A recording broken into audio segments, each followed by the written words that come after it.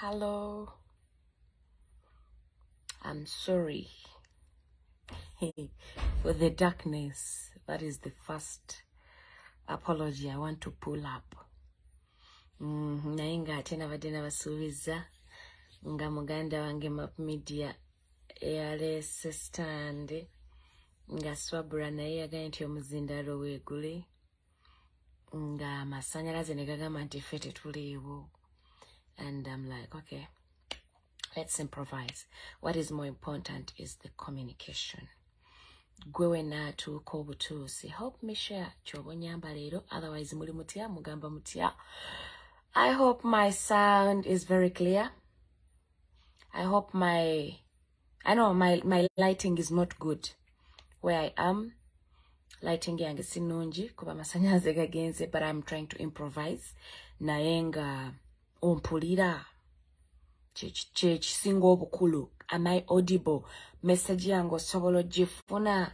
Others, how are you? Mugamba mutya? Richard Jumba nkulaba watuuse dda muganda wange. Mpaka Herbert, thank you for being on. Chiwanuka, thank you. Ekituufu kyo nkimanyi ndi munzikiza nyinza obutalabika very well, but is my volume okay? Kisinga obukulu, the audibility, the clearness of the sound. Kisinga obukulu esawa zino. Otherwise, gwatuse, help me share with your friends. Tony Juko, Kutomedeko, Webale Kubedako, SK Trevor, thank you. Abdullah, good evening, my sister. Good evening, Abdullah from Sudan. Richard, okay, thank you. Lydia Namudu, hi dear, how are you? Yeah, I know. I was saying I'm gonna go Maamafrica, you lost. Maamafrica, you lost. I agree somewhere, somehow. I could be lost live, but more background to yo, you know, we're there. We've not stopped. We've not put down the hope. So background to yo, I may not come live every day. I may not to expectation, but we watch closely, we follow closely. This is Nuevo Huzaifa. Thank you for watching. Mulagawa Abdallah Chimera, good evening dear. Mpaka Habat njagala webereremu, you know, ebereremu. Kanet Karim, hi. Banange Lex Lefter, you're audible. Thank you so much, Lex. Balidawa Robert, hi dear, good evening. Ashaba Lois, okay, thank you for joining, Ashaba. Before I start off, munzikiriza ate tusasire mukwano gwaffe Shami Malende for the sickness. We continue praying for her. N'abalala mwenna abali eyo abalwadde, abafiiriddwako abantu bammwe, ababuliddwako abantu bammwe. The pain is equally the same. The pain of losing someone is the same pain of missing someone whose whereabouts you don't know, whose crime you don't know. You don't know whether he's out there alive or dead. Actually, oba, it's more painful kubanga oliobo manyo muntu wange yafane muzika. Bwemba njagala kulima kumalalo ngenda ninimako. But that pain of not knowing where someone is, that pain of sitting day and night, nga all you have is tears in your eyes, because you don't know what next. You don't know omuntu ono dala, what is up to him, what is up to her. We pray for you. Mwena abali eyo nga mwafiiriddwako abantu bamwe, mwabuliddwako abantu bamwe, nga mulwaziza tuli wamu nammwe era nga tubasaasira. Gwatuuka obutuusi ky'obonyambako, just share. Free Kavuma Jamshid, thank you so much, Lex. Finally, otujjukidde mukwano naye, how are you dear? Sikubajjukira. Mbayo, mo background. I may not do lives every day, but that doesn't mean that we've put the tools down. Zetechinga sakola live every day nga temuli message, you know, just for me to make a public appearance. It doesn't make sense. Vayo ina ensonga. Era tuvayo for a reason. We don't come just because we want people to know Tuli, of course. What more apart from Jetuli? What do we have to say? What do we have to offer? What do we have to do? Nenga gwe Munnayuganda ndabe essaawa zino. This is not about political parties. This is not about political parties. Fenga fe tukkirize nti tuli Bannayuganda. And whatever is happening in our country is not right. Oba bikwatako, oba tebikwatako. Today it's Jamshid. Today is Olivia Lutaya. Today is someone else you have no idea about. Tomorrow it could be in your own house. Enchalu yinza okukyanga maama oyo gwotalaba. Nga taata wo gwotalaba. Fa Bannayuganda tweyibaala nnyo. And we don't have that kind of unity whereby you're like, the Jamshid simumanyi, simulabangako, sibawuliza. I mean, it's none of my business. Trust me, it will get to be your business when it is in your house. Waliwo abakola comment nagamba nti maybe abaana be bawamba balina emisango. Yeah, I could try to understand you. Nsobola okugezaako okutegeera. And then deep in my mind I'm like, okay, abaana bano balina emisango. What is the right way to handle a suspect? Because we are Ugandans, we know what we are governed by. Tiwetaaga genda kusomera okuga nti we are governed by the Constitution. It is the supreme law. What does the Constitution say? Bwemba ndi suspect, bwemba nina omusango gwenziza. Present me in the courts of law. Let me be tried. I have that right. Whatever is happening right now is trashing the Constitution. Osokuba ensonga nogabe bana abaana balabika balina emisango gye baba bazizza. Yes, balina emisango gye baba bazizza. What is the right way to treat a suspect? Wa wolina okutwalibwa? You a suspect. You have been taken away. Your family has gone days, like days, without knowing where you are. You've not been presented to court. Everyone in an argument yeyo. Nze saa zino, I'm not talking because nino omuntu wange awambiddwa, but I'm a Ugandan. Ekiri ewa jindi kiyinza okyala ewange. Buyinza okukyanga nze ataliiwo. Nga mama wange yasiba yewuba in all prisons and police. Anoonya muwala we. It could happen to you. Namwe abayimbi abatuyimirirako nga muyina concerts. Namwe abasumba abantu. Speak out the truth. You have the microphone to preach what is right. To condemn what is wrong. You don't need to be a politician. Some of the things you don't need to be a politician. Tiwetaaga kubeera munnabyabufuzi kumanya nti bannaye kino kitoboola eddembe ly'omunnayuganda. This is against the Constitution. Because us Ugandans as a state, we are governed by the Constitution. The government follows the Constitution to govern us. And the government is doing so much to frustrate the Constitution.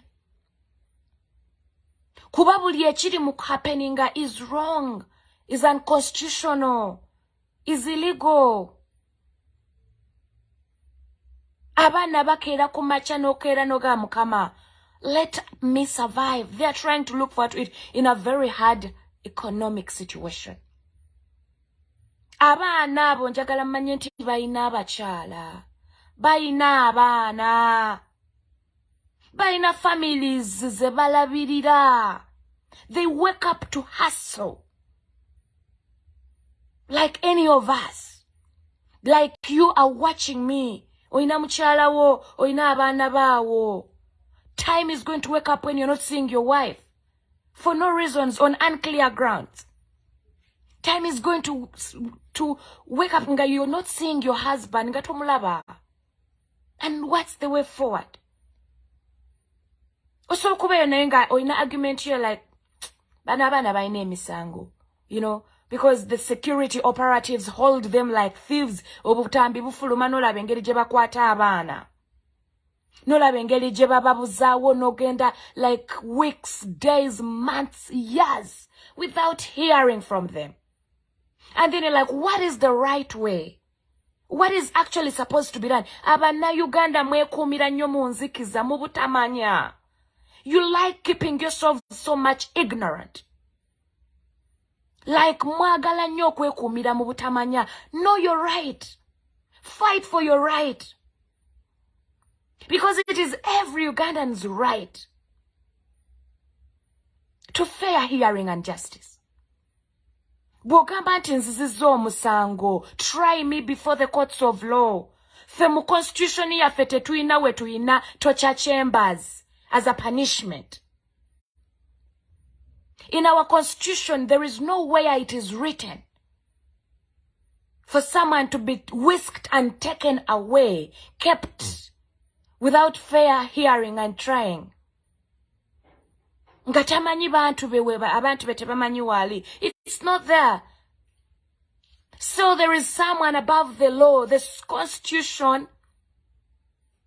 The constitution is the supreme law of Uganda. But there is someone above that law. Kubanga ebintu bye mukola is not anywhere. Tebiriyo. Ate gwe muna Uganda munange n'otula n'ogeekyo tekinkwatako. They are going to keep inserting their own laws to govern us in the way they want, not according to the constitution and how it ought to be. Bino mubirabanga ebitandikiriza no ne musirika no nga tebinkwatako yo siwange siwachi. It is going to completely change. This is how it started. When the age limit was removed, ebintu ebimu babiretanga ebyokusaaga, the Computer Misuse Act Amendment, ebintu ebimu bino bijja mwe ne mulanga ebyokusaaga. But time is going to come when you're like, okay, kino kyatandikanga ekisaaga. Some of you are not even aware of the Computer Misuse Act, the amendment of the Computer Misuse Act. You don't even know its effects, its disadvantages. Kubanga twagala nnyo okwekipingira mu darkness n'olukalala olw'ebintu ebitatuyamba. You will see very many reposts. If at all a nude came out, if at all a video leaked, a porn video leaked out, maybe of a celebrity having sex or what, ebyo mubyagala nnyo. Mubiwa nnyo repost and sharing. But when it gets to sense, Abanauganda abasinga tuliba enemy ba sense. We are enemies to sense, to knowledge, to wisdom. Ebitalina makulu fe bye twagala ennyo okupushinga. The things that are less sensible are the things we want to push more. Naye ebintu ebiri sensible byolaba nti bannaye ndi muna Uganda naye we tulaga wakambwe. You don't mind that. You don't need to be a politician to understand this. But as long as you have a microphone, you have a platform, speak up and save your motherland. Kino tekikukwatako. It's like sitting down when you're watching your neighbor's grass-thatched house catch fire. Ngekituufu naawe okimanya enjuuyo ya bisubi. You know the truth. Your heart is also grass-thatched. You're watching your neighbor's grass-thatched house catch fire. That is exactly what we are doing. You don't need to be a politician as long as you are Ugandan, irrespective of your political party. Ekituufu kisigalenga kituufu. Amazima gasigalenga mazima. Nechibi tuchirabe nti ekyo si kituufu. That is against the constitution of Uganda. Fingaba na Uganda, that is what governs us. It's the supreme law. So whatever thing you are doing must align within the Constitution. Naye saawa zino mulina okumanya nti amateeka gagenda gayingirawo. We are being governed under a script of someone. We are not being governed according to the Constitution. Constitution joina mutwe, the 1995 Constitution, the valid one right now. Joina mutwe. We are not being governed according to that. We are being governed according to someone's script. Chobola anto sokera kumachanga tulina musango gwoziza. No kwatibwa. No twalibwa ekitalya. No sibibwa. Without even stepping in court. How? Someone will ask. But it's possible. That is why ogenda kira kumachanga tola babawo. For the next 1 year, 2 years. How is that possible? Chonachisoboka, if we cannot realize what is wrong. Netuvaino tuganti banaye. Chino techirimu mu constitution. Chino techirimu, this is not right. Na yefe bitaina makulu byetuwa makulu. We don't speak out the things because we want following. Following tetujiria, we are also hustling Ugandans. Ngatula bange chiri kwoli enchachigatuka kunze. I'm equally hustling. I'm equally suffering. I'm a woman. I would literally not want anyone to teach me how I would feel if my husband was abducted. I don't need someone to teach me. I don't need you people to go to school and be taught how to be patriotic. There is no one. It's like teaching someone to love. The very people that are telling us to be patriotic are so unpatriotic. The government, I'm not going to cut that short, is so unpatriotic. The Uganda police forces are so unpatriotic. The first way you can be a patriot is respecting the Constitution. If you're disrespecting the Constitution, you are not patriotic.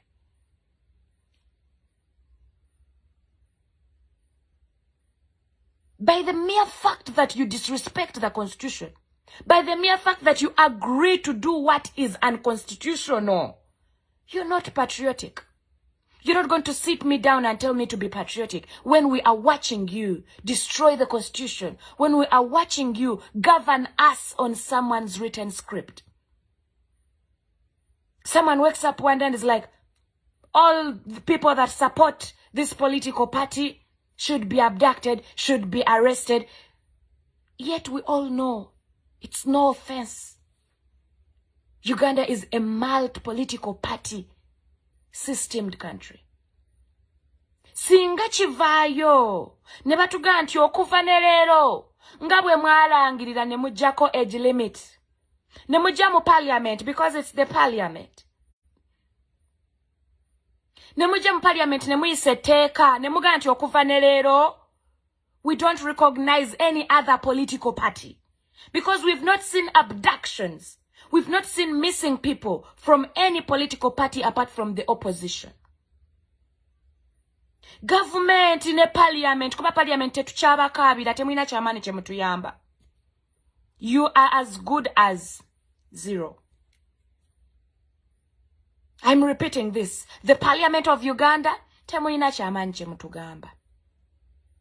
Mulinga nze alina akazindalo k'oku Facebook kokka.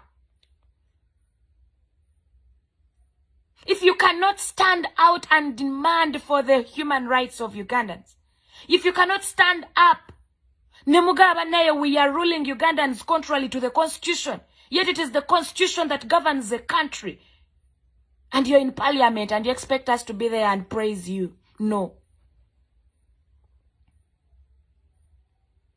Nedda. The parliament is not helping Ugandans. Kuba namwe mubiraba nti ebintu ebiri mu happening are unconstitutional. What governs the country? Mumuloza nti mukeera ku macha ne mugandi katinze kino kyenjagala kino si kyenjagala. If it was that, then it wandibadde tuvayo tugaa nti okutta kubeerenga si musango. Ngaze oli wanyiza ne muta, it is okay. But we have a constitution. You know, this is a document which where the fundamental principles that govern a country, they don't just come from the blue. Ne bagamba nti water bagakuwa punishment we, but ne baga nti kakati akalaba tukajjewo. It's not a one-man decision. Guyinza okuba oleyo ng'olowooza tuli governed by a one man.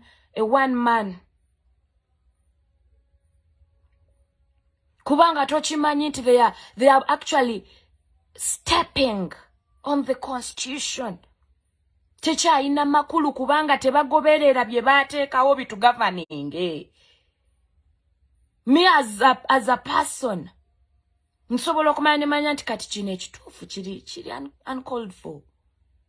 So parliament yaffe mwe bino ebintu mubimanyi n'okutusinga ffe mutuula mu parliament kye ekituufu kye muteesa. Because for a good constitution, by the way, what comprises of it? The fundamentals. One, human rights zino kubaako. You need to respect them. But we're Ugandans. Go to the parliament, not as a chirabanti banaye. Whatever we are doing, whatever this parliament and the government is contrary to the constitution. Mulia baba kabanji. Muveyo mu declaring it from today onwards. There are no political parties in Uganda. Declare it.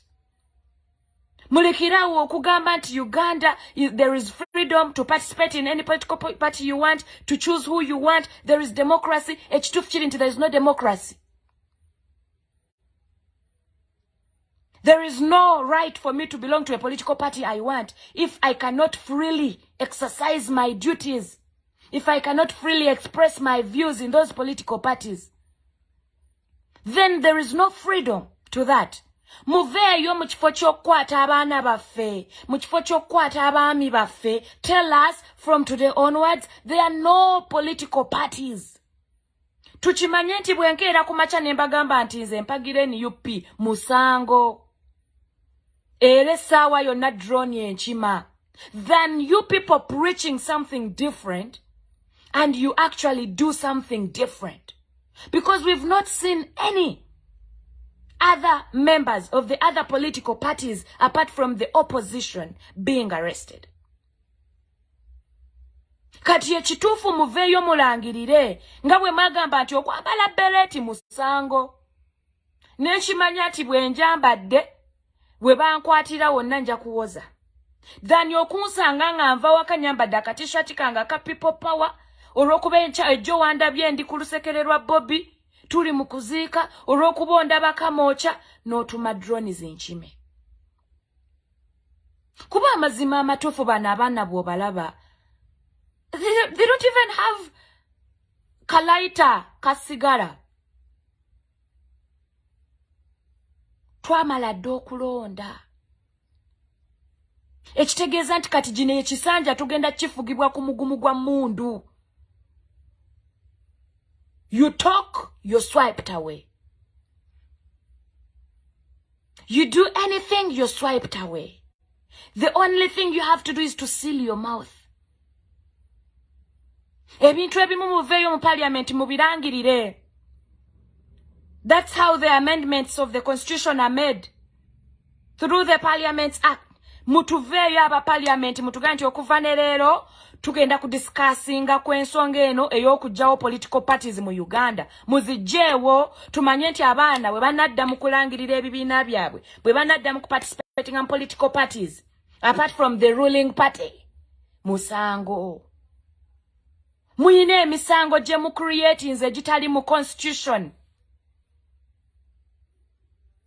Muyine script yamwe gye muwandiise.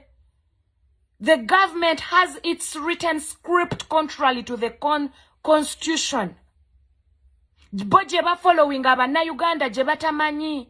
yevirako abaana okuwambibwa mu circumstances ze batamanyi. Yensonga lwaki abaana bakwatirwa e Kalangala during the campaign period. Mujjukira abaana bakwatibwa e Kalangala, they were aligned before court and they read for them a different case. Nibabaga nti twabasanga ne weapons, ammunitions. Abaana bakwatirwa e Kalangala bagenda mu court ne babasomera omusango gw'okubeera ne ammunitions. Ku lunaku lwe babakwatirako ne ammunitions ezo baali Kalangala, ninga kooti ebalaga mwali n'emisango egyo e Kampala. That is where you committed it from. Because nowhere in the constitution where you can align someone before the court obaga nti tubakutte kuba mubadde mu presidential campaign ya Bobby Kyagulanyi. Teriyo. It's not an offense. Abaana basiba babakwata mu downtown agenze kunoonya kikumi asitula migugu akola ki? Because there is no offense accountable on them. Kuti ne musomero gwa idle and disorderly and something biragala. Abaana babakwata bangi nnyo ne babasomera ebiragala. Drug abuse. Ninga uli omwana ogenda n'omutiko nagaba naye. Sinabadde njiriba. Nadde ndi musitula migugu. Nagenza okwatibwa mu kooti bansomera biragala. These things are happening. Ate mukimanyi nti biri mu happeninga. The constitution is being changed. Waliwo script endala gye mu followinga. Fe gye mutanatuwaako copy. So abana Uganda bakwatibwa mbutamanya. Nze wemba nvuga emmotoka yange manya nti kati wano no parking. Bwe mparkinga awo mu butuufu ne bankwata manya ndi musango. But we ngenda ne parking awantu nga tewali kafaananyi kalaga nti no parking. Then nchitiriza nsobola parking awo nange mba kiraba nsobola parking awo. So mwe parliament bwe mutavaayo ne mu discussing anti musango ku belonginga to the opposition. Abaana bakyabawamba nnyo. Declare it a crime. Tukimanye nti musango kyetukola kive nnyo kivoolebwa era we bakwata bakusiba tebakututena mu kooti. Bakuvunaana tebakututena mu kooti. Oba ozizza gwa ggomola oba same as treason.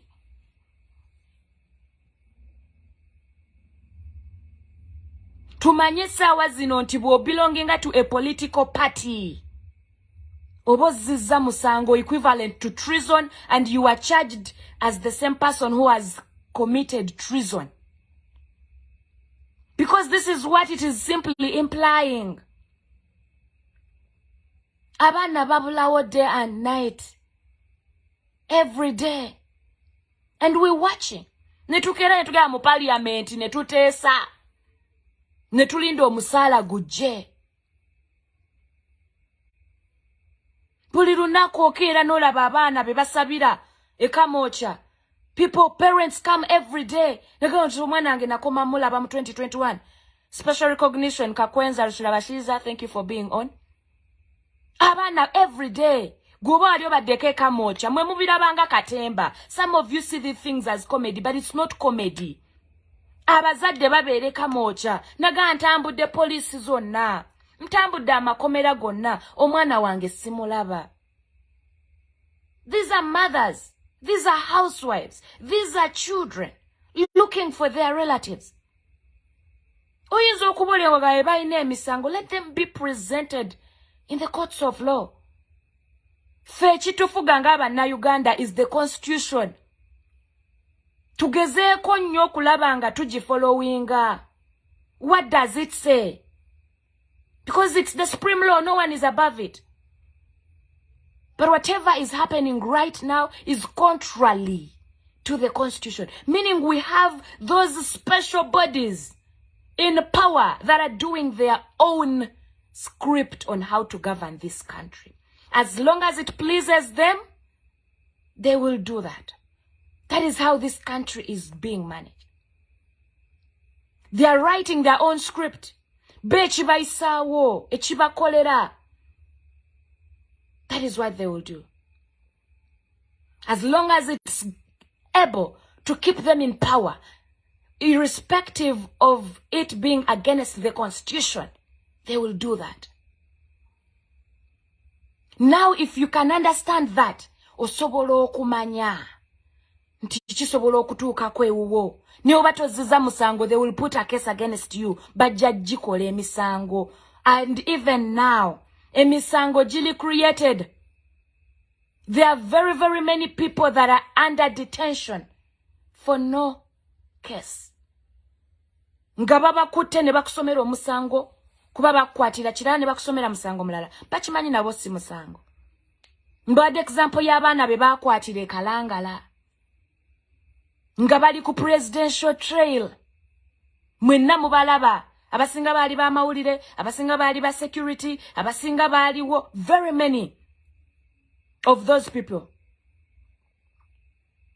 Niwe batuuka mu kooti babasomera musango gwa have possession of ammunitions.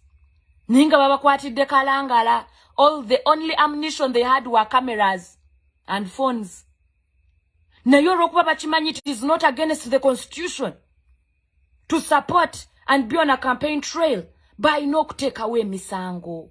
So mukirize mugane, we are being governed by an extra written constitution that is supposed to keep the people in power, the interested people in power. Mukole kituufu. I'm not here to defend anyone. Ne bwaba yakwatibwanga yali abbye, obanga yali alina omusango gwakoze, because we all know emisango egiri punishable in Uganda. Naye ate where are they supposed to be punished? Because as a Ugandan, I have a right to fair hearing and trying. Present me to court. These people have been looking for Jamshid for over 21 days now. Nebwaba yatta. Nebwaba yabba. Even if it's aggravated rape, the end result is tried in court. That's where the court decides. Neganti kati, tukusindise ekitalya. Emyaka mwenda. That's how it's supposed to be. Nibaganti kino ekibinja kiri suspected to be notorious and this and this. Take them to court. Let them have a fair hearing and trying. Fem constitution ya tetuina article yonna is supporting abduction of citizens. It is actually contrary and against the constitution. You're stepping on human rights. Tetuchiyinamu. Bwokera kumacha n'ogigugolinga n'ogigula n'ogisoma. Tetulinamu teeka, tetulinamu article providing it for the abduction of Ugandans. And that is what governs us. Fengaba na Uganda. We are governed by the constitution. But the people in power are disrespecting it. And they're asking us to be patriotic. How? How do you expect me to be patriotic? Because the first way, by the way, you can be a patriot is to respect the constitution. Tuina ngeri jogenda kunsomesa kubeera patriotic when you cannot respect it.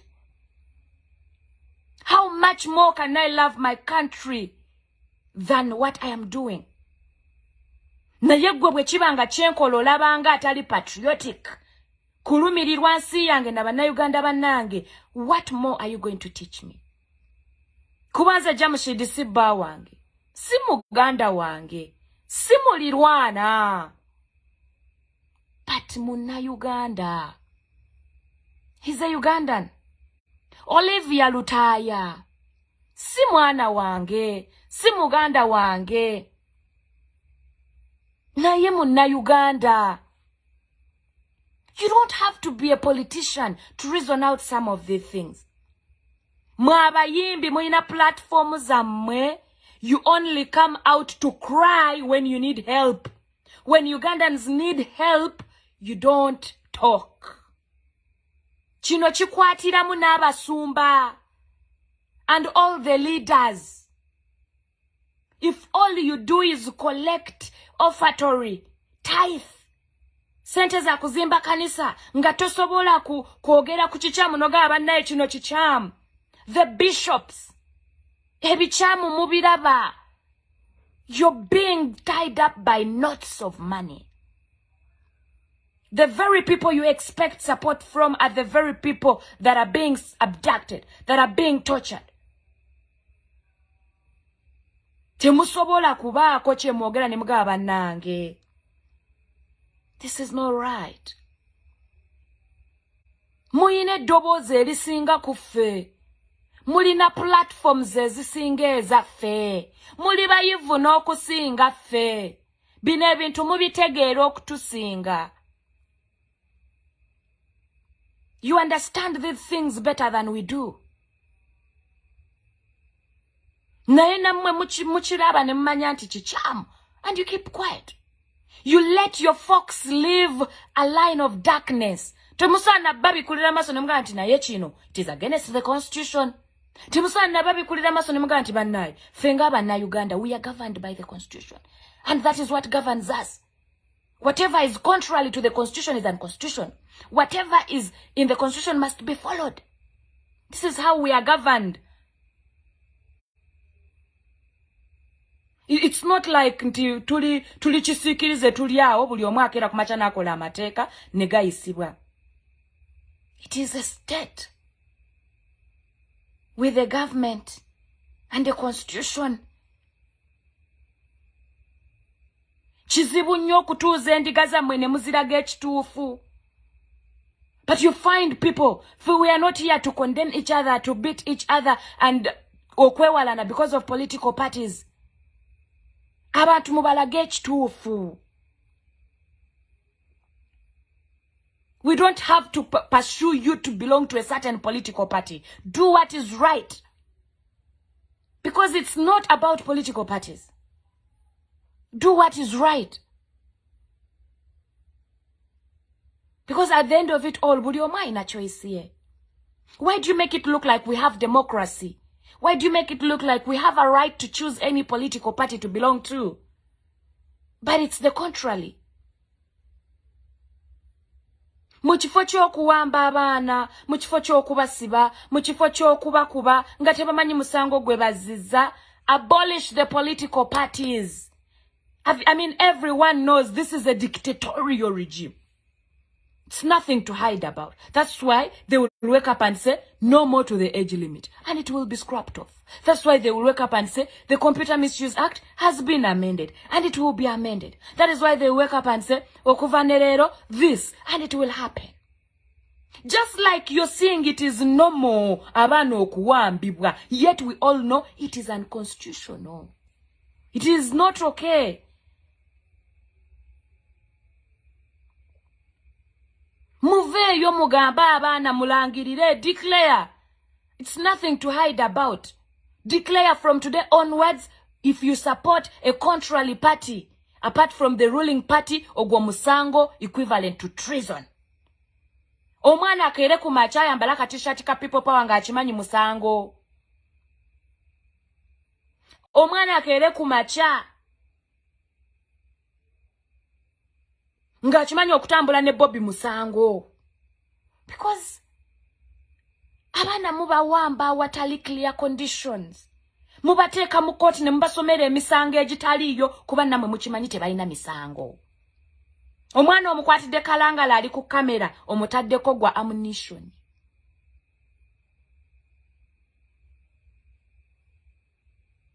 Fete tumanyi politics wammwe gwe muzanya.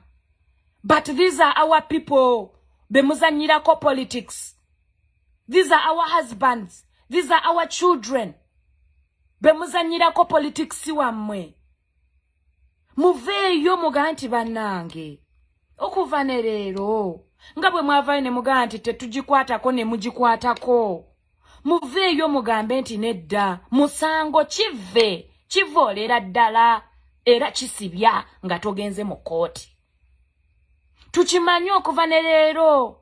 Nti bwogenda ku machano ga nti I belong to the party of so and so, as long as it is contrary to the party in power.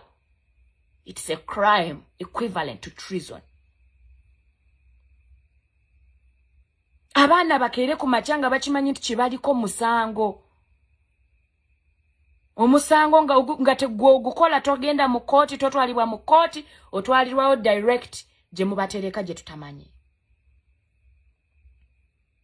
Declare it.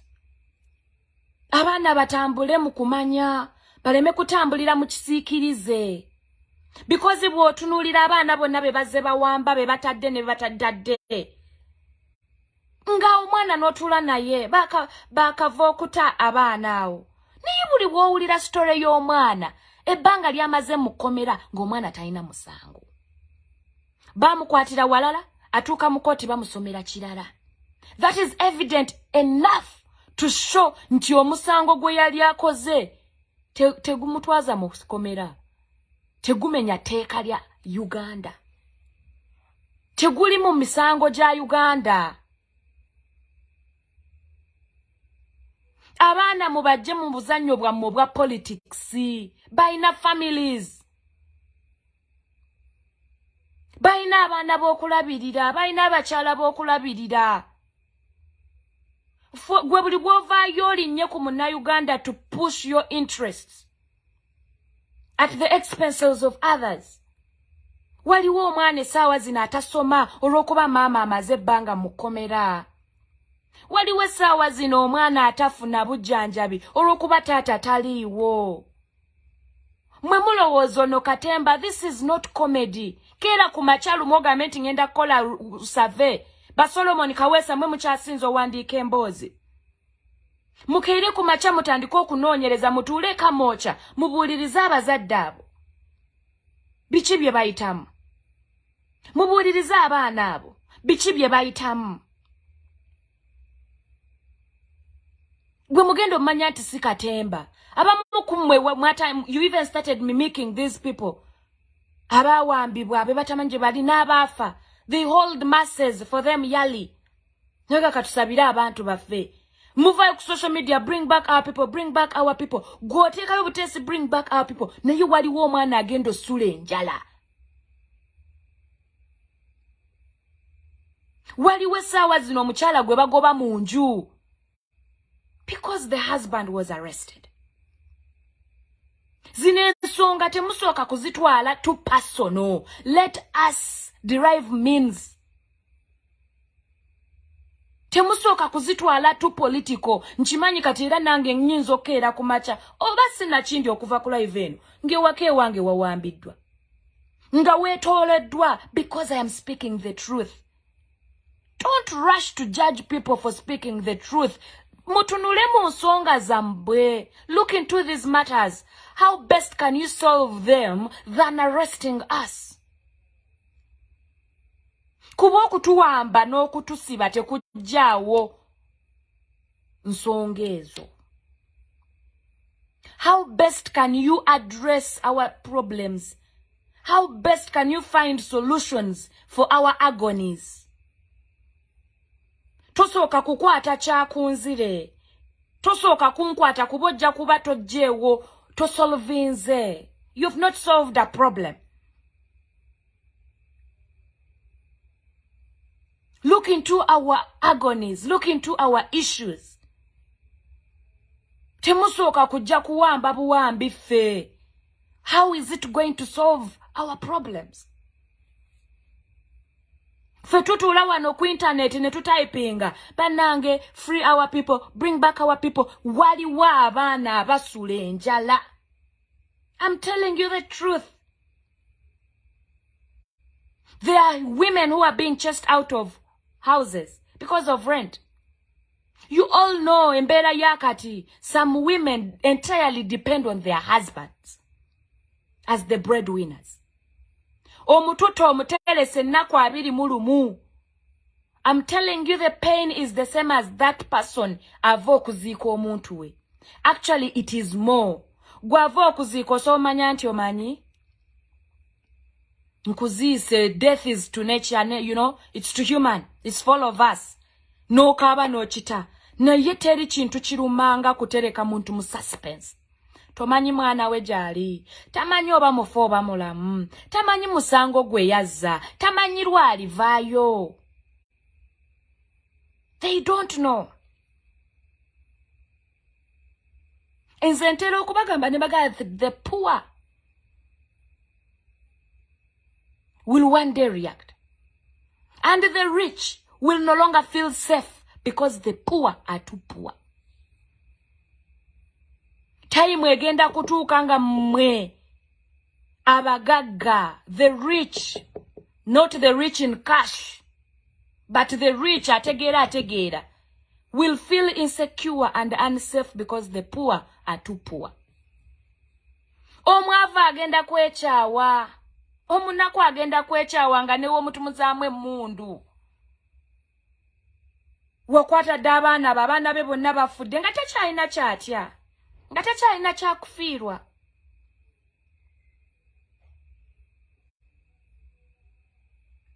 Abaana mulekerawo okubawamba, mukole etteeka liveeyo. Bamanye nti okutambula ne Bobby musango, okubeera mu opposition musango. Declare it. Than okuwamba abaana. Ate n'obwo buba butiitiizi. Gw'olina obuyinza bwonna. You have all the powers. Mwageddiza. It's not surprise. It's not new. We all know the government is capable of doing anything impossible and possible. So musobola okuvaayo through your people ne mu declaring without having to torture these young people. Abaana abato abakyezimba, abakyayiiya obulamu.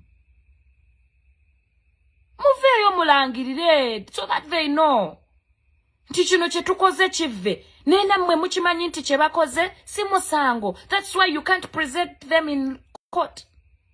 That's why when you present them in court, mubasomera emisango egitaliiyo. Omujje waka, omukuttidde mu kkubo, ogenda musomera musango mulala. Mwabaaliwo ku saga ya Arua n'emmundu za Bobby. Up to now tetumanyi mmundu gye zaava na gye zaalaga na musango gye gwakoma. But they still hold exhibits. So mulekerawo okuzanyira politics mu bulamu bw'Abannayuganda. Stop playing dirty politics on the lives of Ugandans. These are fellow Ugandans.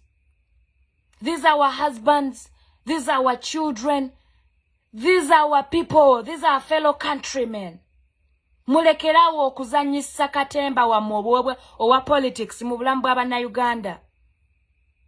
Bana bangi abali ekitalya because of funny political issues. Bana bangi abatamanyiwe bali, as in parents every day search for their children, but they don't know where they are. Simply because a certain person ayagala kuyisaawo bibye. But these are Ugandans. You're supposed to protect them. You're supposed to defend them, irrespective of the political party they belong to.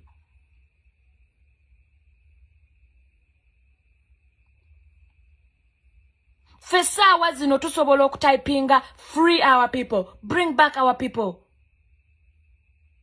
Ekituufu kiri nti the pain and agony is beyond that. It is beyond that. Singa buli nju efunamu omuntu amisinga, that is when you will understand the pain. Nga mbutuufu ogenda okeera ku makya omuntu eyavudde ewaka kukola n'amala olunaku olusooka, olwokubiri, olwokusatu, olwokuna, olwokutaano nga tamanyi gy'ali. Taleetebwa mu kkooti. Nga naawe ekituufu ekigenda mu maaso tokimanyi. Ne weebuuza musango ki? Ate nga abakozi b'emisango mubata buli lukya. The criminals are set free. The innocent people are in jail. Abazzi b'emisango bali bweru balya butaala. The people that are into corruption cases, they're out there. Banji. Bali eyo abazziza emisango, bali free. Naye abaana be tumanyi nti bannaye, ngate tunawulirako nti yabbye nti yasse yaliddemu ensi y'olukwe. Because one thing I've come to notice, kirabika, if you belong to the opposition, oba oliddemu ensi y'olukwe. And it is something the parliament has to come out and declare and also amend it and put it in the constitution. Tuchimanye nti when you support a party contrary to that in the system, ekujjako ye leading, contrary to the ruling party, it is a crime and it is an offense, not charged in court, direct mukomera. Tuchimanye nti wenkera kumacha nene yambaza obutishati bwango bwa people power musango are equally to treason. Than yokera kumacha ne muwiskinga wa abaana, you whisk them away on unclear conditions. You don't present them to court. Even when you present them to court, mubasomere emisango egitaliyo kuba namwe mukimanyi nti emisango gye babaziza si misango. You put ghost cases. Muveeyoo mulangirire mutugambe nti from today onwards Uganda is no longer a multi-political party system. Put it under the Fukoba Kingdom. Nga yeyo party yemu yokaje tuyina. You either belong to that party or nowhere.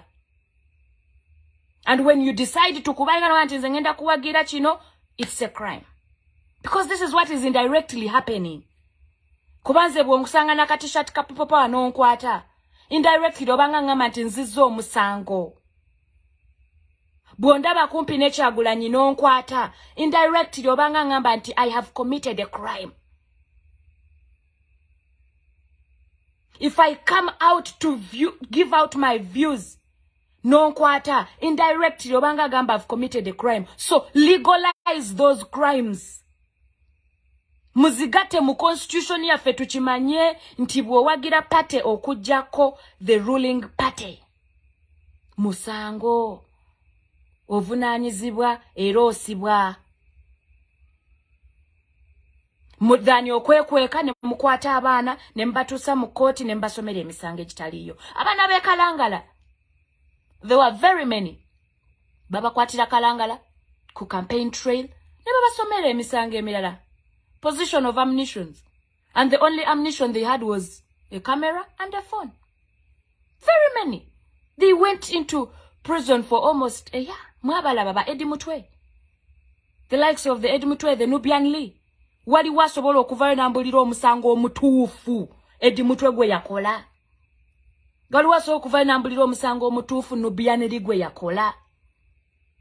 Apart from supporting what he wants. Musango chigwe bakola, because all candidates were having campaigns.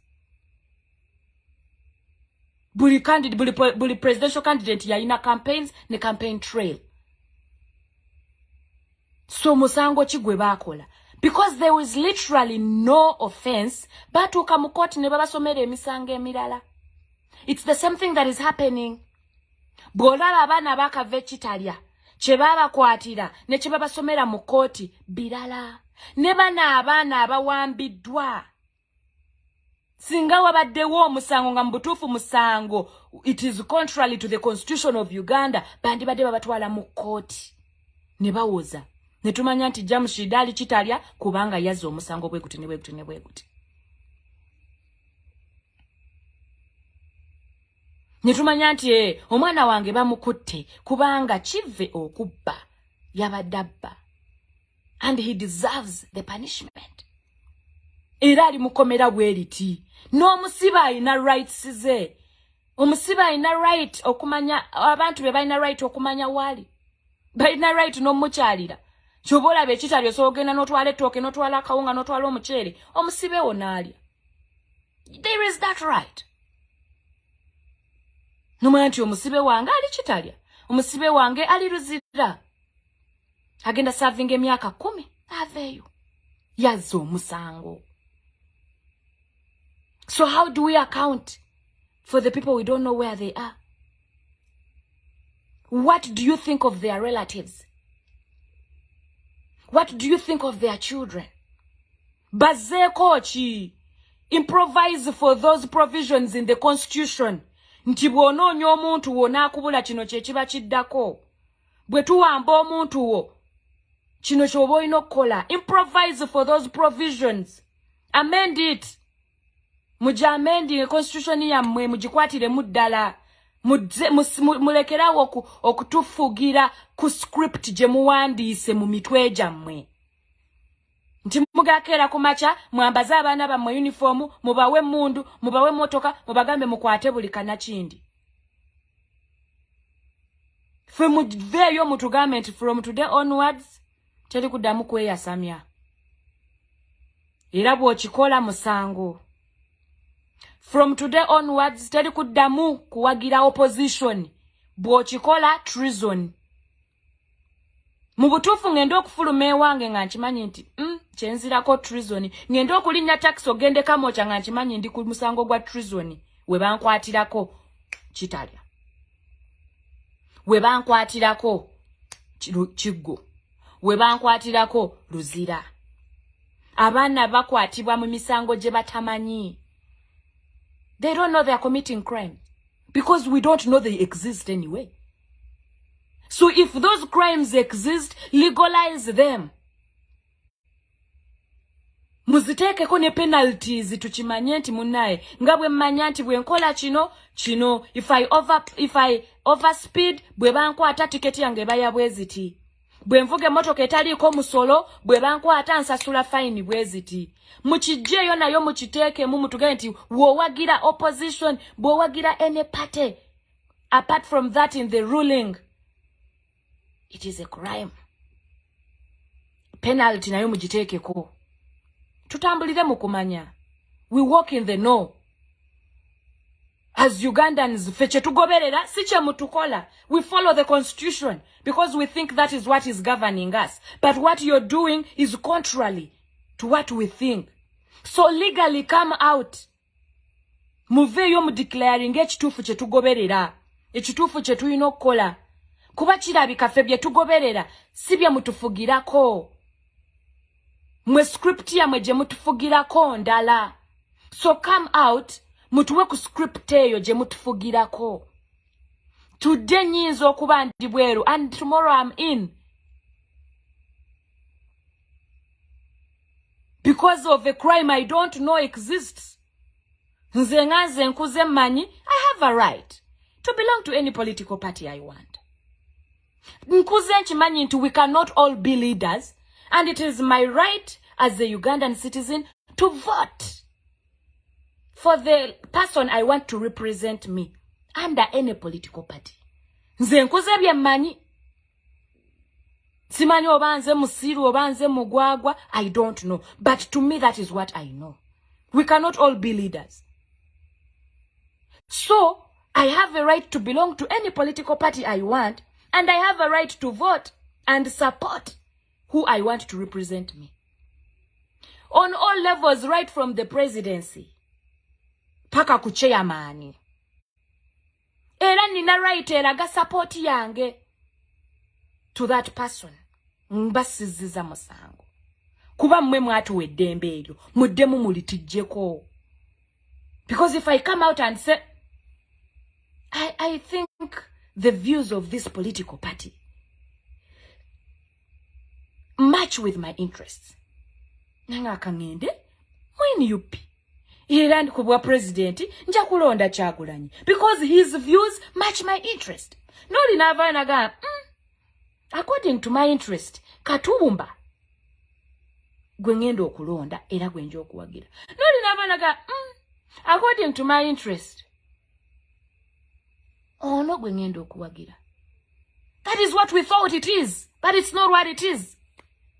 It's contrarily different. It is different kuba ne sawa zino nyinza okuba nkyayogeranga nasaliddwako. That is not, it is against the constitution. I have a right, freedom to speak.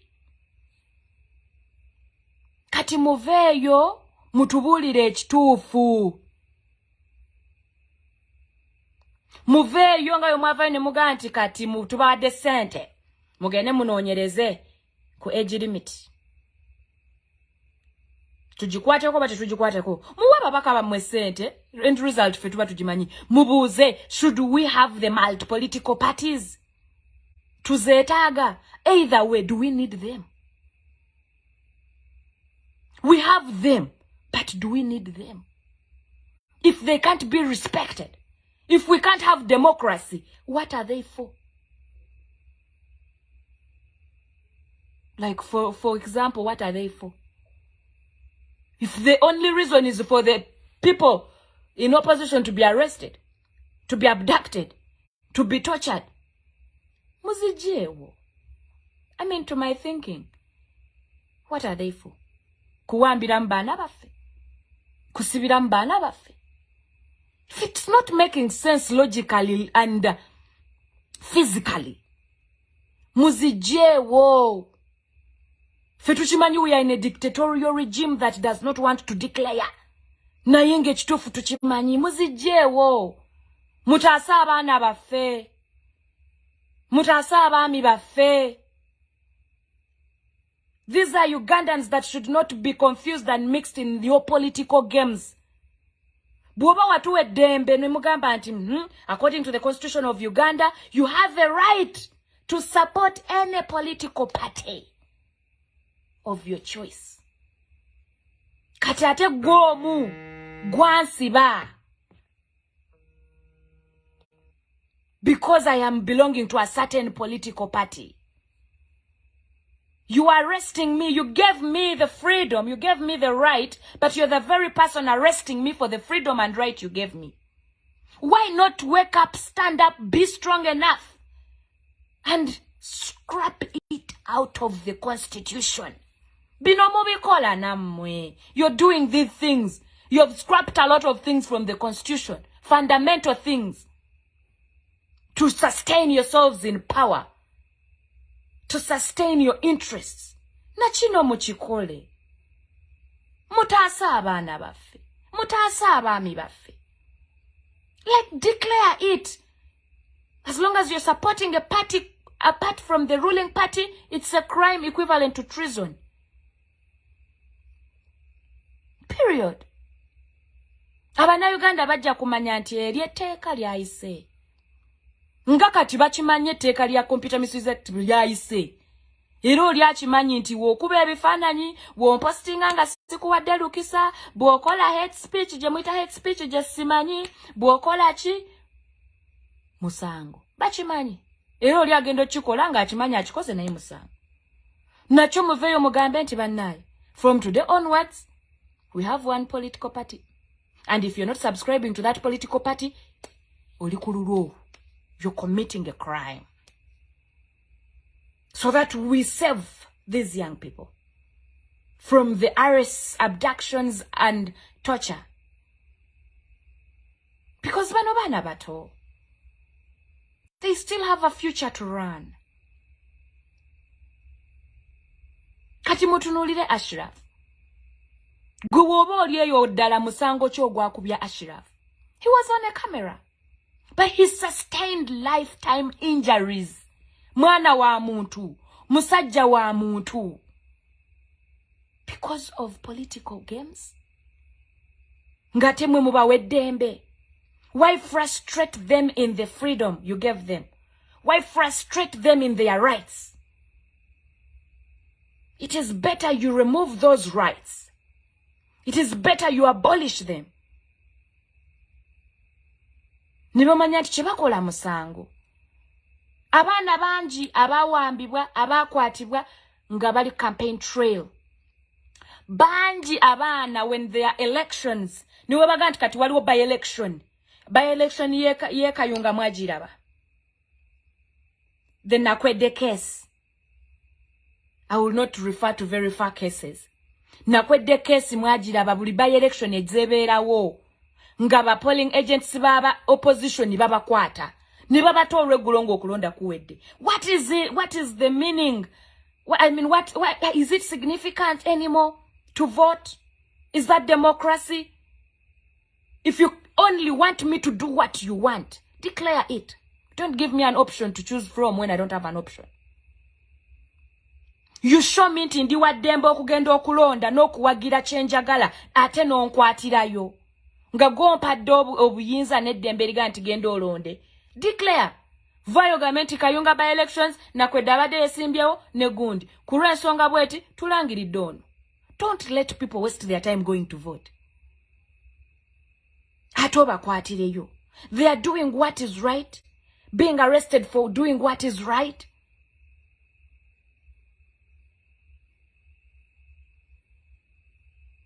Kati option chize mubawa.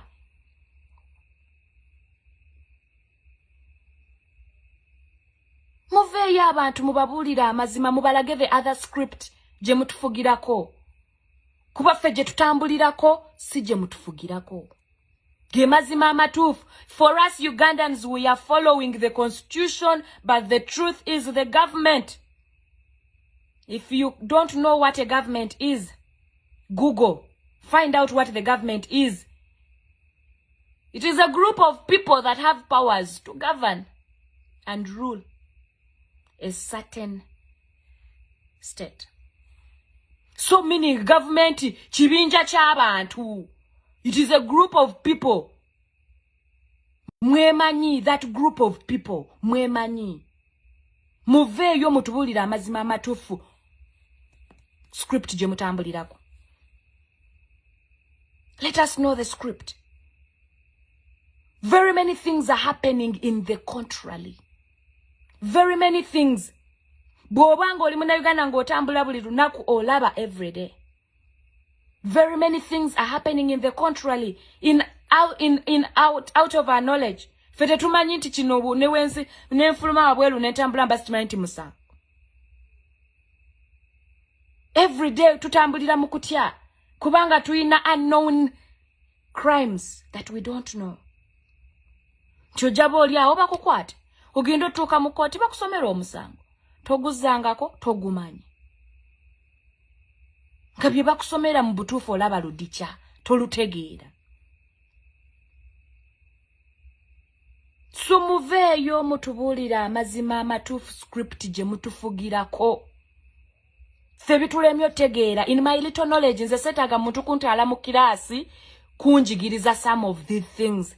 I don't need anyone to sit me down and teach me. I don't. Naye nsobola okumanya nti kati wano ndi mu nsobi. Kale ne bwemba sirimu, ne bwemba ndi mu nsobi, at least nkimanyi nti omuntu yenna azizza omusango kigwera mu kooti yeesalawo. That is why we have the legislature, we have the executive, and we have the judiciary. Naye kati ffe essaawa zino buli kimu kiri ku muntu wangu. Ye judiciary, ye executive, ye legislature. Yakola amateeka, yaga enforcinga, yagasalawo, yakola buli kimu. One person.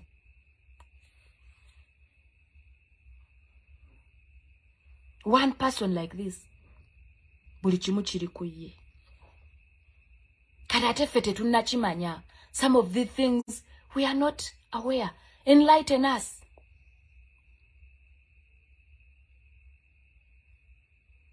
Enlighten us to some of these things. We are so much of the law-abiding citizens. Nti Abannayuganda be bantu abakyasinze okugondera amateeka. Ne bw'ogamuteerawo nga mu butuufu gamunyigiriza agagoberera. If you've noticed, omunnayuganda y'omuntu akyasinze okugoberera amateeka. They respect the law. Nti ne bw'onoovaayo n'ogamba nti tetugikwatako era abaana mwavaayo ne mulangirira the age limit. And they respected it. There are very many things you have declared, and we have respected them. Nachino mukiyise than abducting and arresting innocent Ugandans. Bana abaana baffe nzaalwa zaawano baana bannayuganda. They don't deserve to be rotting in those jails at the expense of your political interests. They don't deserve. No parent would stand to bear watch his child being tortured, abducted, and arrested because of political affiliations. Tewali.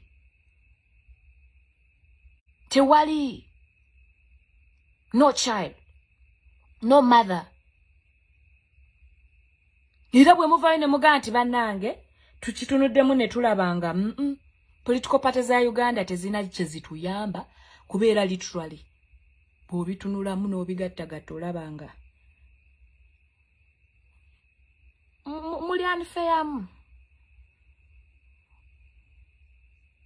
muli unfair nammwe mukimanyi nti mujja kukwata ab'emubende mubasibe because of Ebola naye muholdinge a massive contact ekololo.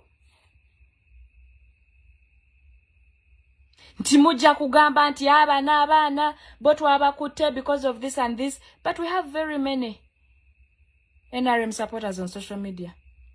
They do what they want and go free like that.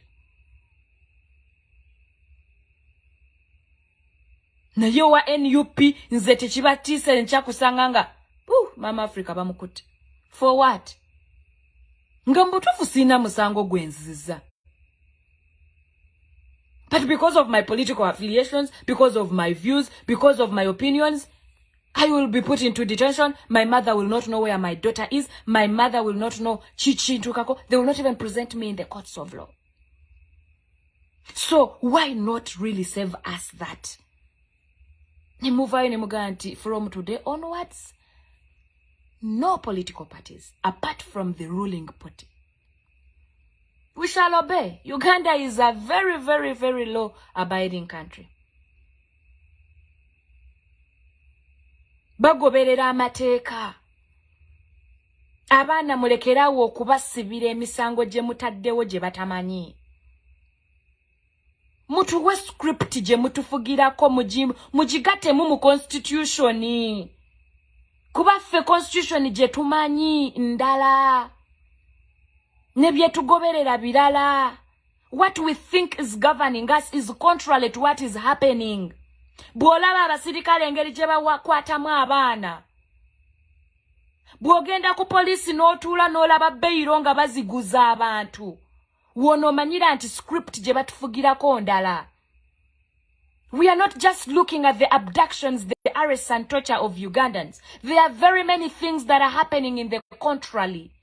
Ze nakula mmanyi beyiro ya bwereere. Era nga nkimanyi nti omusibe yenna aba suspect until proved guilty beyond reasonable doubt mu kooti.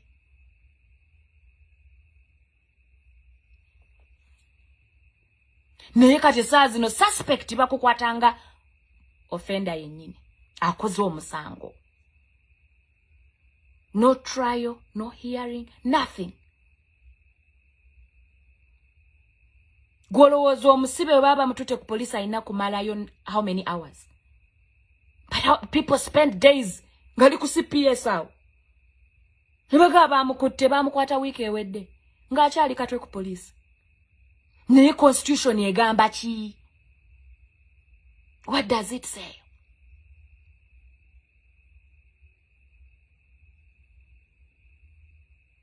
So give us the right script gye mutufugirako kye tuba tugoberera. We are law-abiding citizens. Tiwoga nti togenda vuga mmotoka nga teriiko musolo, tuteekako emisolo. Tiketi muzitukuba buli lukyanoga akakati olaba according to this ovuze speed bweti eno speed mba nkuvunaana tiketi ne tuzisasula. Let it be the same. Uganda bajja goberera. They are law-abiding citizens. They will respect the law. They will respect. They will abide. Daninza okubeera wano nga neeyasamya ebyange nenkeera ku makya nenyambala katishati kange ngende kamocha atonkwate. Nina obwana bwendese waka. Nina omwami. Nina abantu bendabirira that are going to remain suffering because you've whisked me away. Sometimes we need to sit nga abana Uganda ne to take aside our political differences. We reason rationally. Noga okay. Omuntu ono omukutte. Twamututte mu kooti. Family ye temanyi weeri. Bakwano be tebamanyi gyali. Ab'enganda tebamanyi gyali. Weteeke mu kifaananyi. Tewetaaga kubeera MP, tewetaaga kubeera. You don't have to be a politician. As a city politician. But I'm a Ugandan. Who feels, by the way, for my country? I'm so patriotic. Bukwata akazindalo okubuulira endiga zo zibuulira amazima amatuufu. Preach the truth. Kati temusobola ate sibayo omuntu yenna gwe mpiraga politics and religion. If you read the Bible, we have various kings in the Bible. Politics and religion are two good things that move together. But Bishop Mumandi bade MUVEYOO okusooka okubuulira abantu ekituufu. No ku advising accordingly. Tikino nedda mususe. So otherwise, gwe muna Uganda aliye yandaba. Me, I'm out of here. I'm signing out. But the truth is, we don't do these lives for following. We don't do these lives for popularity. Tetujirya. Sigenda kuva ku live eno olwokuba nfunye shares olwokuba mugirabye nfune mmere ku meza. No. We are speaking the truth. Tetujja ku live zino for following and likes and, you know. That's not the aim. Now I na platform. Because there is nothing you can do apart from speaking up the truth to defend your country. Tewali muwendo gwa sente gusobola kujjawo ekyo. No amount of money. Kuba ffenna mukimanye nti tunyigirizibwa. Nabawade example nembagamba nti kyetulimu essaawa zino. It is like crossing our hands and watching our neighbors' hearts catch fire. Nga tetutaasa kuzikiza muliro nenga mukimanyi naffe tusula mu busiisira. Our neighbor's heart is catching fire. It's blazing fire. But we have crossed our hands. We are not doing anything. Naye ng'ekituufu mukimanyi nti naffe tuli mu busiisira. Ekiri eri kisobola okukyala ewange kisobola okukyala ewuwo teweeyibaala. Whether you are into politics or not, it can happen to anyone.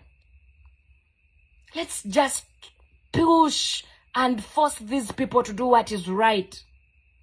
It's not about political parties. It's not about political individuals. It's about the country. Let them do what is right. Mukole kituufu. We don't want any. Tetuina gwe tusikiriza, tetwagala namwe mutusikirize. It's not about pushing people to join political parties.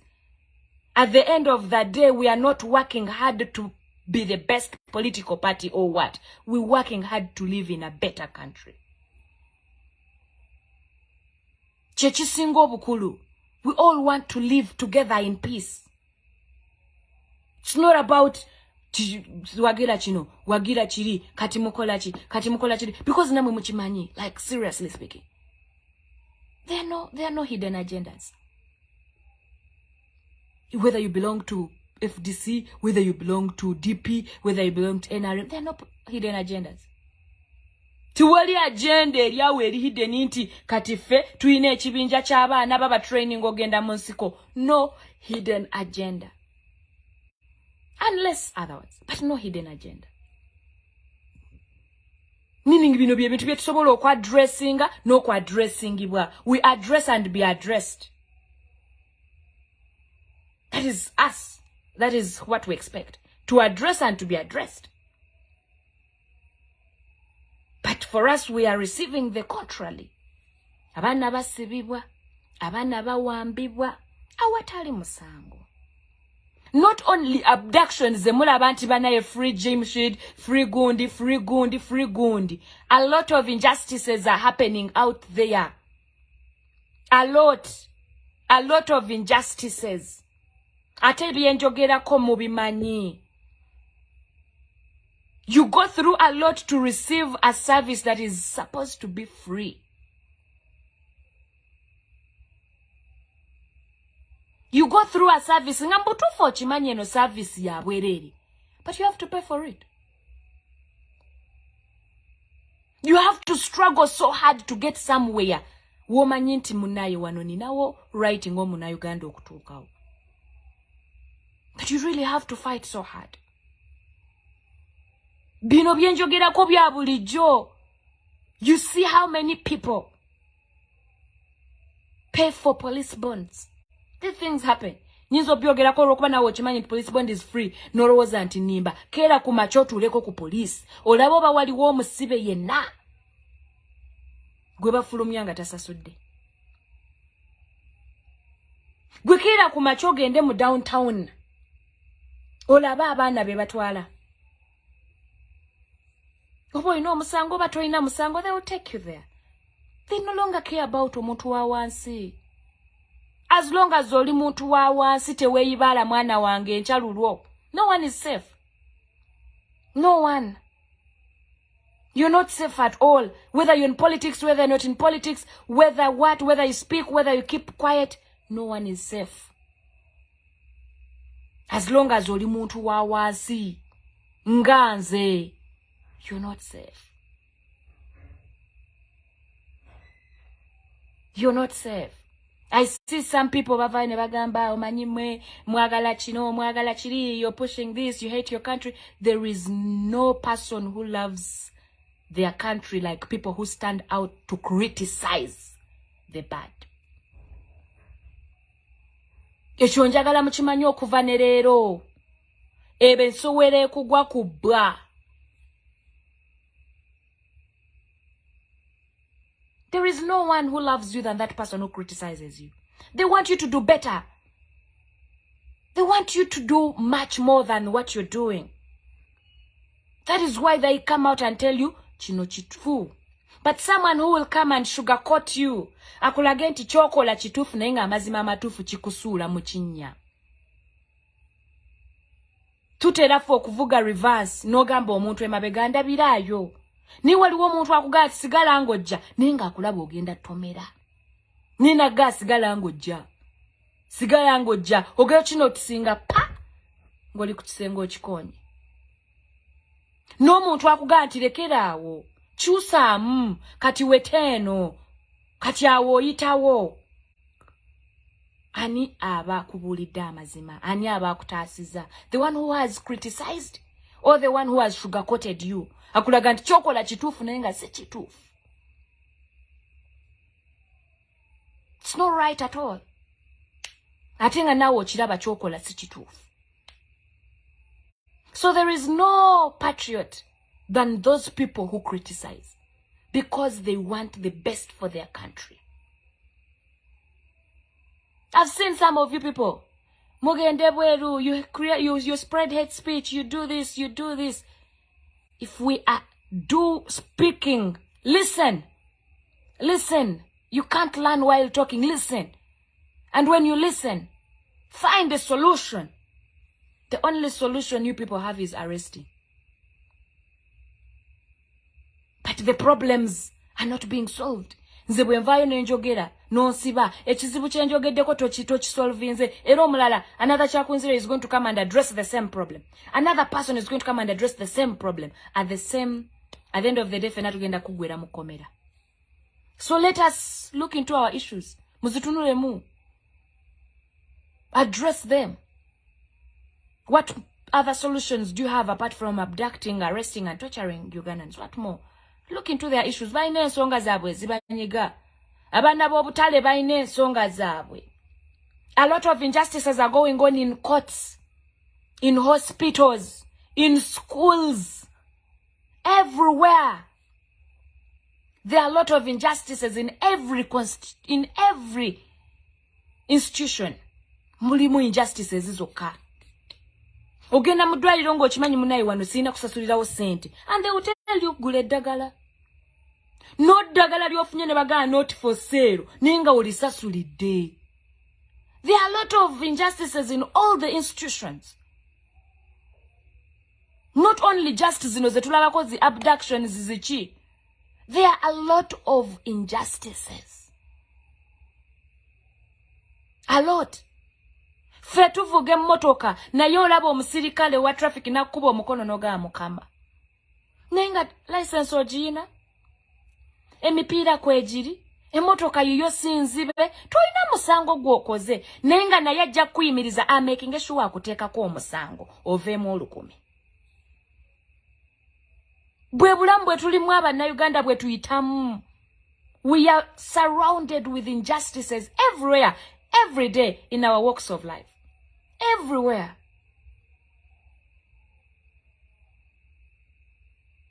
Buli wamu twetoleddwa injustices zokka. So when we come out to speak, it's not because we want publicity. Fete tujiria.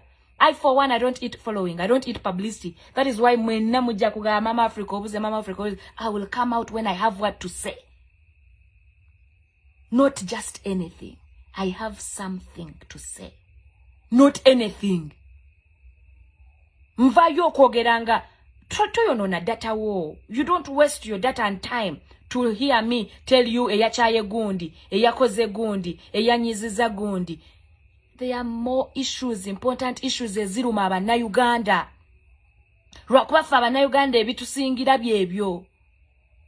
Gundi yayawukane ne gundi, gundi yaddinganye ne gundi, gundi yakoze kiri ebitayina makulu. So I, for one, I'm not going to come up here and give updates on people's lives. I'm not going to come up here and start giving a biography on someone's life. Tebina webinkwatira konze ngaze ng'omunnayuganda obulamu bw'omuntu eyayawukane ne gundi ne yeekyawa ne gundi naddingana ne gundi tebulina we bunnyigiramu ebinyiga weebiri. We are surrounded with injustices in all walks of life every day. Every day. Ka economy ke kabi n'ogattako okunyigirizibwa. Ate fenna tukawulira lwakuba tekaleera abamu baguma ne bagamba munnaye Facebook yange nnako ba followers 5 nani anampuliriza. So to the little few that have the bravery and confidence to come out and say no, kino kisose. Banji kumwe mutusinga following. Naye mugenda vayo nga mwina kye mutwetaaza. Mwagala tugule tiketi za Morokwa mwina concert. Mwagala tuje mu church ga Morokwa mwagala kukunganya sente za overnight. Mwagala tuje mu company za Morokwa mwagala tubawagire. But when it comes to defending omuntu wa wansi gogenda okujjamu sente, you don't come out collectively. Ni mugenda kuvayo mutusabe sente za ticket tuje tubawagire mbivulu. Mugenda kuvayo mutugambe mulete akabo tuzimbe kanisa. But the Ugandans are suffering. And you're quiet. You're mute. Musirise. But when you want something from them, mugenda kuvayo. Mugenda tandikaga kuba amasimu. Kakati munayo manyi Bobby, bali njagala ontereyo posti. Kakati mama solo, ninayo echivulu. We are also going to start supporting people who support us. We are going to cry with people who cry with us. Na yensonga bweziti bwezijja oli mwana wa bendi abuziddwawo bana abaana be bakwata mbutale bana bakesisi abawamba ebintu by'abaana mukimanyi bulungi sawa yakwe abaana tebalina sente. The things are happening but you're quiet. You're quiet. Niwe mubaayo n'ekivulu nga mutandika okunoonya abantu mutandika onoonya ababaka. Kakati tulinayo ekivulu kakati tusupportinge kakati munnange kakati kiri ngebintu ebimwandibadde mu byetuusaako. If it wasn't for the impunity and the injustices of the government. Naye mmwe munammwe mulinda we mufuniramu. Bino mubiraba nti bikyamu naye musirika olw'okuba mwagala akawogo kyokka olumala era nga mujja mu bantu. Buy our tickets. Support us. Bana Abannayuganda be bakyasinza okwagala support bali bubi. Bali bubi. Abantu be mutwala mbivulu byammwe bali bubi. They need you to speak up and stand up for them. Bali bubi. Tuli bubi. Sigenda kweyibala because nange ndi bubi. And what they need is your support. When they cry, cry with them. Not because you're really connected to them, but because oli muna Uganda. Oli muna Uganda munabwe. Juzi Haji Naduli yali azika omwana we. Mbanji kumwe mwagenda okuzika, but how many of you speak up? How many of you? It doesn't make sense to appear just mukamera kulaga nti wendi. But when you can't speak up, when you can't condemn and criticize the bad. Ana Uganda fe buzi bwetu ina twetu. Tulimu obusirusiru bwaffe bwebu. Twerabira mangu, we run nothing and forget nothing. That is our problem. We just learn nothing and forget nothing. Ninge chitufu abana Uganda mubavireyo. Like, come out and stand with them. Nze mbindi mubuliri bwange ndi waka. Jamshid simumanyi nti muganda wange oba bba wange oba ki naye muli kinnuma ne ngamba yi abaana be basuze batya. Oba bambi mukyala we yalidde kamere. Oba yali mukomera mulamu oba mufu. Because nkuba mwakafana nyinga encha we buchanga mama wange yaliyo, muganda wange yaliyo. It can happen to anyone. It can just happen to anyone. Bakuba fe tweyibala ntuka tekinnatuuka wange tekiri abo bana byabufuzi. It's no longer political. Eroja kuwoza bana byabufuzi naye kibuyaga bwenejja fenna. Mwete mumanyi saawa zino abaana ba boda abatayina mirimu. Nitu tekikwata kola kuba ba otavuga boda muganda otavuga boda bakwata aba boda bwe batyo. Nayo wa boda rwanecha watandiko okubba. Tojja luwona. Ninga gwowoza tebitukwatako. Bijja kukwatako. Some things will always come back to us in an unexpected manner. They have consequences. Directly or indirectly, manyabuli injustice yona eina consequence. And it will affect all of us. Oba oli munabi abufuzi, oba toli munabi abufuzi, as long as if now we are in this state, it will affect you. Waliwo amateeka gaitanoga, nze bye tebinkwatako bya banabi abufuzi. Okay. Okay. Okay. Okay. Bine ebintu tubyogera ne tubireka wano.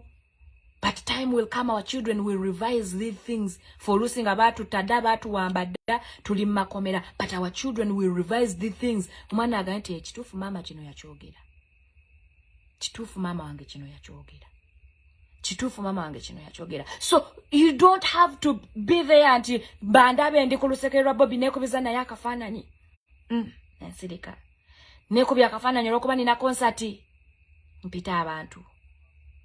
Do the needful. Fenna tuli bana Uganda. Let us do the needful.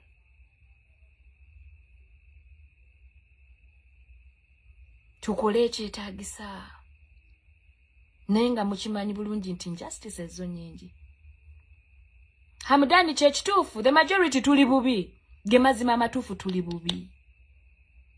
Tuli bubi. Nebe mulaba nti banaye bali yaddeko bali bubi. With those few, and in the many I've said, Kubanchi Manya, I started at 8, it's 9, that's 1 hour. I didn't want to exceed that. Munzikirize nkomao. If you find this message meaningful, tojireka share. Let it run to our minds. And it's not just about those people out there. It's about us as a country. Tustukire wamu. Tukabire wamu. Ekitufu kisigalenga kitufu. Echichamu kisigalenga chichamu. Irrespective of your political party. Let us do what is right. Let us address what is supposed to be addressed. Toti iririra. Urokuboli wena them. Speak out. Let your people, let your political party members know that what they are doing is wrong. Praise them where need be. Criticize the wrong. Pinpoint it out. Irrespective of your political party. Echitugatta wano fenna tuli banna Uganda. Sagala kumanya what religion you belong to, what political party you belong to, what tribe you belong to. We are in the same state. And it's not going to change. It's not going to change. Anything can change. But me being born a Ugandan will never change. It will never. It's something I cannot change about myself. So, muzikize mbagalize ekire kirungi. I wish you all a good night. Ababaddeko, thank you for sparing your time. Thank you for sparing your data. Mwebale kubeerako, mwebale following Maamafrica. Let's keep praying for Honorable Malende Bambi Mukama akususe mangu. Quick recovery. Thank you so much, Map Media. Thank you so much, Selector Devi. Omubaka wange, Honorable Muwadanku Nyingi. Nawe nkutumiddeko emirimu gye mukwasaganya UK. Ruchira Bashiza, thank you for being on. Nkulabye nawe obaddeko. Thank you so much. Ani omulala gwendabyeko. Mubadde bangi. I've been trying to see some of you. Mubadde bangi, but thank you so much for being on. Swabra Owomukisa, thank you so much for being on. Mwena, how can I live without sending my greetings to my sister Babi Chagulanyi? Nawe nkutumiddeko ate n'omukulu. Nawe nkutumiddeko wonna gy'oli ng'olaba. I know zino video mubayo nga muziraba. Thank you, but it's not that we do them to get following or what. It's the best we can do. Me as me, it's the best I can do. Singa mbadde ninayo obuzindalo obulala era nabwo nandiyogedde. Singa nalina ekifo mu parliament era nakyo nandisune ng'abanayi. It's too much. We are leading the country unconstitutionally. Kekazindalo kenina lye ddoboozi lyange, bwe buwagizi bwange, ye support yange. I cannot be shut up from speaking the truth at any cost. Pade brick ogambye nange ntumirako nkutumiddeko pade. You know, I just shout out at the last because, you know, sijja kutumira, but I shout it out because Mubako, T.I, this is T.K. Thanks, Maamafrica. We're going to share this information. Thank you so much, T.K. Bruce, nawe nkulabi obaddeko. Very many. Nekai K.I. omkulembeze nawe obaddeko. Thank you so much. Ernesto Wafula. Okay. These are people that are coming in last. Okay. I can just push like 2 minutes. Nembabuzako, Mulunda Richard, Luze Andrew, Anderson. Ogambachi Anderson. Nawe obaddeko. Red Banton naye abaddeko. Swengere nawe kutumiddeko muganda wange. Real KL, thank you so much. Sajja tuvudde wala nnyo nayo yo. Real KL, thank you so much for kulemerako. This is kwetuli webale kubeeta nsonga Mwanje Hakim. Okay, Mwanje Hakim. This is Bwamba Emma, webale nnyo sister. Thank you so much, Bwamba Emma. I know wali yo mupiira but wali mupiira. I don't know. Those of you who are following World Cup omanye yo mwaka guno. Yobambi temujinyekedde nnyo. Hi sister, hi Uthman ogamba otya muganda wange. So abadde bagamba Maamafrica obuze mbamu naye nga bwe mbagambye, we are not just going to present ourselves just mutulabeko. We come when there is an issue, when there is need. Zesiga kujja nkole live buli lunaku nyonoone datawo nyonoone obuddebo simply because I want to make an appearance. I also respect my presence. That's why I'm not everywhere. I'm not everywhere. I also respect my presence. This is Awali Ali. Banange omukulu. Lewis Rubongo ya nawe nkutumiddeko. Thank you for being so committed. Thank you so much. Banai. Mwena muli banji. I can't finish all of you. Muli banji naenga. Thank you so much. This is Mulondo Daniel is watching. Thank you so much. Bana. This is Tempo Simon Musoke. Munzikirize mbagalize ekire kirungi. Munzikirize mbaleke. Thank you for being on. Thank you for watching. Thank you for sharing. Thank you for following Maamafrica. This is Helen Nduhuchire. webali kuijareti. Abamwe, by the way, I'm just winding up, so I was just saying those amisi bachiri kade nawe wakatuka, but I'm leaving, I'm signing out.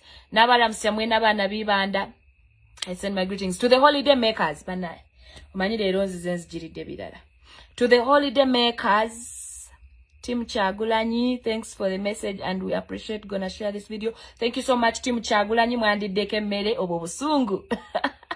Okay, Amisi Bachirikade, Mami long time. Mbayo. So for the holiday makers, the craft shoe learning program is still on. To the parents, abadeba complaining ku distance and transport, that problem has been solved. So in case you want and you're interested in your children engaging in mukuyiga okola engato as a craft shoes, you can also contact me. Namba zange ze namba ze sikweka. Ateto kubango ze kubuza bitakwatagana. Some of you mwefula abagezigezi. Nze sina chintu che, there are no hidden agendas. I'm a businesswoman, I do business and I deal with everyone. So tewe kubya masimu ngu obuze bitakwatagana, be on point. Ukube simu tukira kunsonga, say it out and we go on. You know, abamu mwagala okwefula, abefula bambega abakola chiza toina chombega ko mukwano sweet tewali. Jakubo yonona budde bona databo kube kitufu tewali. This is Amisi Mami long time. Okay, Stidia Kwarikunda, thank you for joining. Kasidi Abdu, na webale kujalet mbasi buroro ngenda. But I wish you a good night for the holiday makers. For the message, bolabanga erimu amakulu erimu egumba. Let it go. Jisharinge. So that we are all informed. Tutambulira nnyo mu butamanya bwe buzibu bwaffe Abannayuganda. Iranze wembere nnyo mu bantu. I try so much to keep quiet. Because I can't learn from talking. I learn from listening. Mpuliriza nnyo. Buli lwenfuluma mu nju yange, it is a learning day for me. The more I listen, the more I learn. So, mbagaliza olunaku olungi. Have a good night.